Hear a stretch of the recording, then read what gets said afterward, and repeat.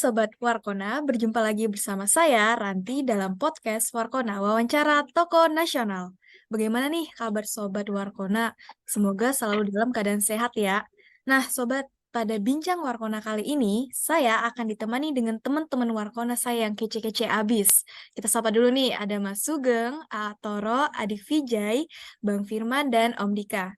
Nah, Sobat, pada bincang Warkona kali ini, saya dan teman-teman Warkona akan ngomong ini soal tokoh inspirasi yang bisa menjadi sosok teladan buat saya serta sobat-sobat Warkona semua. Seperti yang kita ketahui bahwa di Indonesia ini banyak sekali pahlawan nasional yang telah mengorbankan segala yang mereka punya demi kemerdekaan negara kita tercinta.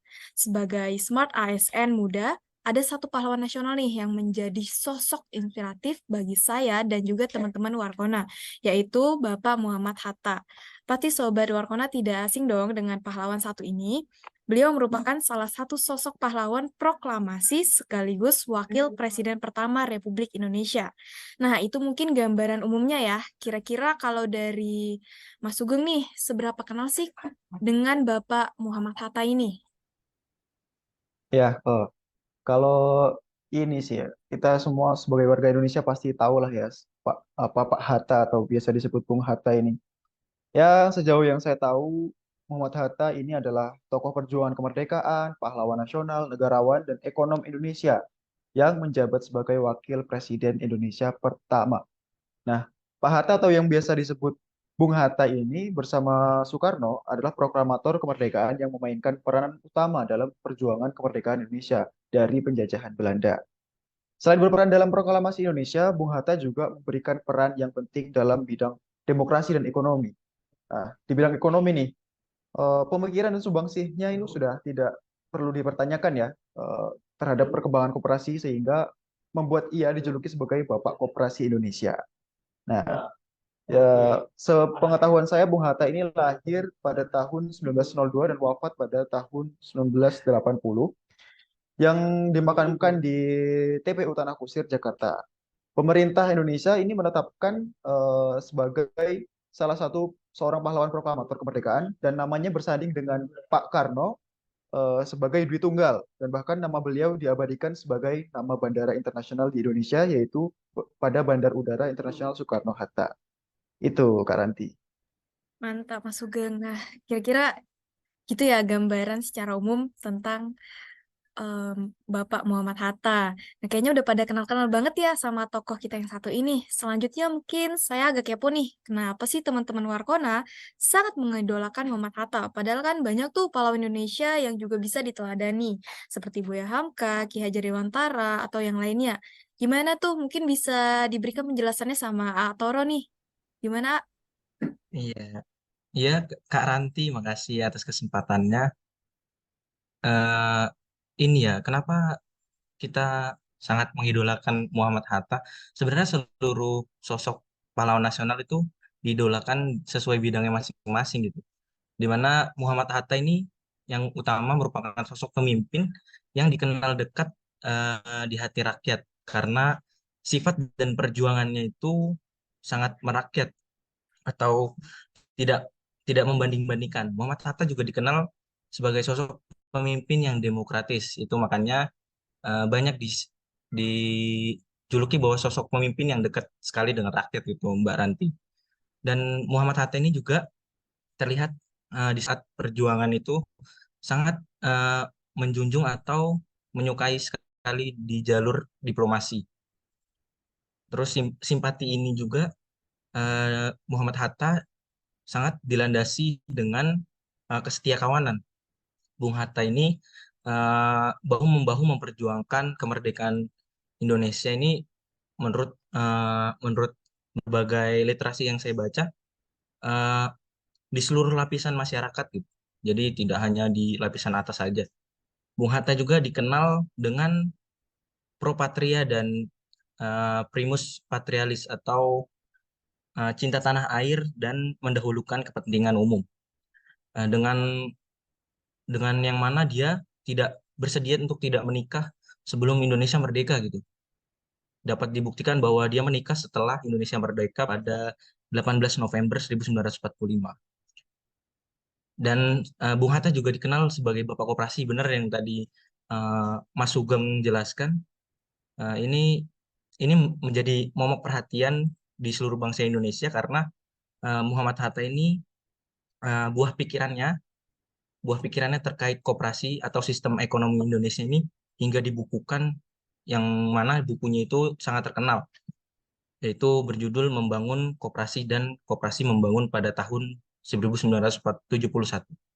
Mungkin itu sih Mbak Ranti yang sangat menjadi momok untuk pembahasan kenapa Muhammad Hatta.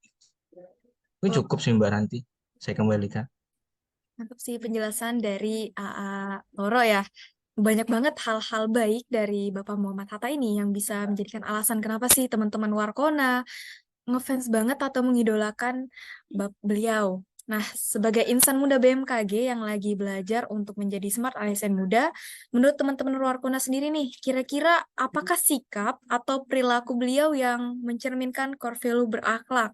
Mungkin bisa dijawab nih dari adik Vijay dulu ya. Ya, baiklah kepada Mbak Ranti. Kalau core value itu kan ada 7 ya. Nah, di sini saya mau jawab kurang lebih 3 dulu ya. Yang pertama ada berorientasi pelayanan, di mana salah satu nilai aktualisasinya adalah memahami dan memenuhi kebutuhan masyarakat, gitu kan. Di mana Bung Hatta ini merupakan sosok yang membumi dan dijuluki juga dengan Bapak Koperasi Indonesia. Melalui koperasi, beliau mewujudkan perekonomian yang proaktif terhadap seluruh lapisan masyarakat, gitu kan. Untuk yang selanjutnya, akuntabel. Salah satu nilai dari aktualisasinya adalah tidak menyalahgunakan kewenangan jabatan, di mana beliau dulu itu pernah berkeinginan untuk memiliki sepatu Belly yang sempat booming di tahun 1950. Beliau sudah berusaha untuk menabung, tapi tidak juga terbeli karena uangnya itu digunakan untuk keperluan lain yang lebih mendesak, seperti keperluan rumah tangga dan meminjamkan ke kerabat yang apabila mereka memerlukan, gitu ya. Sampai beliau tutup usia, belum sempat memiliki sepatu tersebut. Padahal dengan jabatan yang saat itu beliau miliki, mungkin saja bisa menyuruh bawahannya untuk membelikan sepatu tersebut, tapi beliau tidak seperti itu. Untuk yang selanjutnya adalah kompeten. Salah satu nilai aktualisasinya adalah melakukan tugas dengan hasil dan kualitas yang terbaik gitu. Seperti yang sudah saya ceritakan tadi soal sepatu Belly, Bung Hatta tidak mau menyalahgunakan jabatan dan menciderai kesetiaannya pada negara, sehingga hal tersebut juga menggambarkan sosok Bung Hatta yang dalam melaksanakan tugasnya itu sungguh-sungguh gitu ya, dengan kualitas yang terbaik yang beliau mampu gitu. Selain itu, Bung Hatta juga mencerminkan pribadi yang gigih untuk mengembangkan diri, di mana beliau aktif dalam mengikuti organisasi kemahasiswaan luar negeri. Kurang lebih segitu yang bisa saya sampaikan. Mungkin bisa disambung sama rekan-rekan yang lain. Wah, itu penjelasan dari Adik Tika ya tentang 3 dari 7 core value-nya berakhlak. Nah, selanjutnya kita denger nih, mau denger dari Om Dika. Gimana nih Om penjelasannya? Nah, iya. Jadi bagus ya penjelasan dari di Vijay terkait 3 nilai pertama. Untuk selanjutnya ada nilai harmonis nih yang bisa dicontoh, yaitu terkait saling peduli, menghargai, dan bertoleransi terhadap perbedaan. Hal ini pernah dilakukan oleh Bung Hatta saat beliau menghadiri konferensi meja bundar tuh di Den Haag tahun 1949 pasca kemerdekaan. Nah, Bung Hatta itu tetap berusaha menjaga sikap harmonis dengan delegasi Belanda dan negara-negara lain. Tujuannya apa? Yaitu untuk mencapai kesepakatan yang menguntungkan Indonesia. Selanjutnya ada nilai loyalitas. Nah, itu kan nilainya berdedikasi tinggi terhadap kepentingan bangsa dan negara. Nah, untuk loyalitas dari Bung Hatta sendiri, itu kan sudah tidak perlu diragukan lagi. Karena loyalitasnya itulah sehingga Bung Hatta menjadi perwakilan Indonesia di Den Haag dan memperjuangkan kepentingan bangsa di sana pasca kemerdekaan tersebut. Mungkin seperti itu dari Kak Nantia. Baik, itu penjelasan dari Om Dika ya, dari 2 poin yang dijelaskan. Selanjutnya kita dengar nih dari Bang Kirana. Gimana nih Bang? Bang Firman, maaf. Ya, terima kasih Rati untuk kesempatannya. Kalau dari saya, menurut saya nilai yang sangat patut dilihat dari Bung Hatta ini salah satunya tadi sepertinya harmonis, dan harmonis ini menurut saya menjadi satu dengan adaptif dan kolaboratif.